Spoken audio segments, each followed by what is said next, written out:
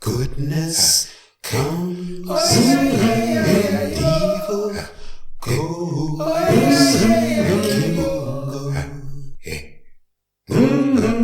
evil goes. Kimunga Ukombozi, Kimunga Ukombozi, Kimunga Ukombozi, divine liberty, divine liberation, divine freedom, and all that that will bring for African people wherever we happen to be on the face of this earth. Karibu, welcome. My name is Kwende, and today we're going to get into another important subject, and that subject is Liberator Spirit. The thrust for African liberty is necessarily embodied in the person's self. The person's self enacts or activates the role of liberator. One of our greatest heroes is the liberator Omowale Malcolm X, and he is known as an Ogun. Ogun is the deity of the unconquerable, victorious African fight for what is just and what is right. This comes out of West African tradition. Another is Heru, which comes from ancient Nile Valley tradition. And Heru is again a unconquerable force of what is just and what is right. And Ogun and Heru carry the same qualities.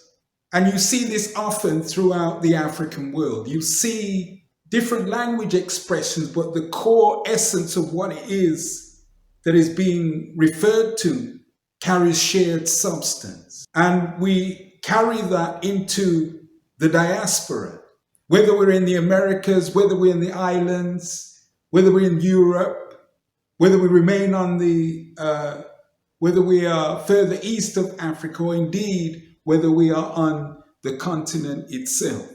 There are things that we carry with us that are from our original source. And that shared knowingness is embodied, is reflected in the spirit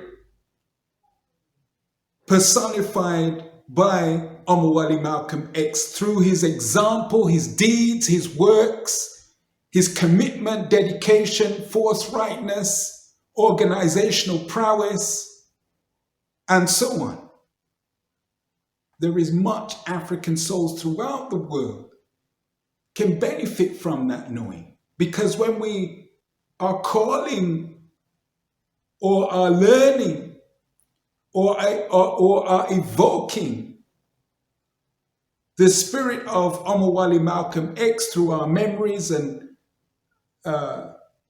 through his messages and the legacy of his works and so on, we're also evoking the spirit of the liberator, the spirit of Ogun, the spirit of Heru.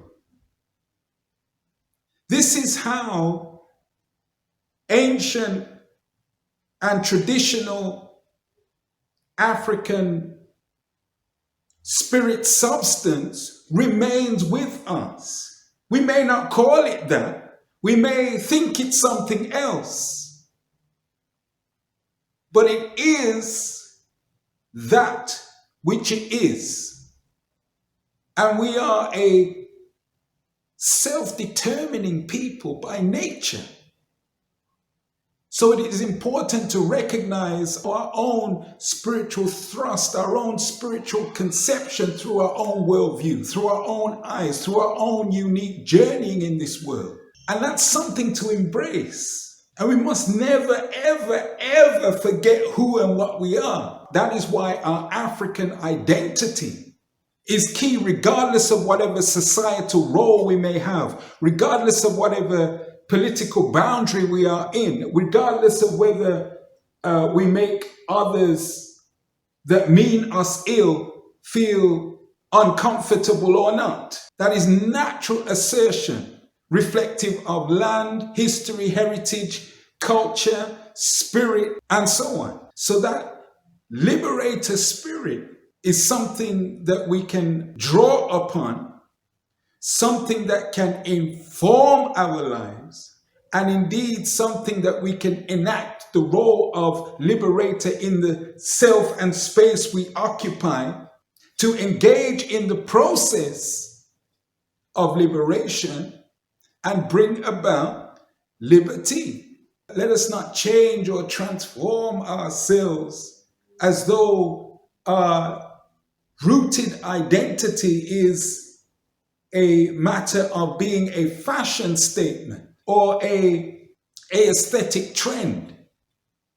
It's not that.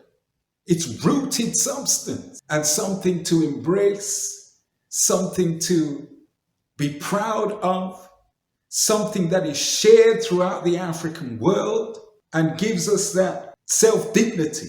Command the respect of self-knowingness that is so rightfully the African preserve. So with that food for thought, and surely it is food for thought, Kimunga Ukombozi, Kimunga Ukombozi, Kimunga Ukombozi, divine liberty, divine liberation, divine freedom, and all that that will bring for African people wherever we happen to be on the face of this earth. The sun who has returned home, for Africans back on top. The sun who has returned home, for Africans back on top. Freedom walks, freedom talks, freedom comes into our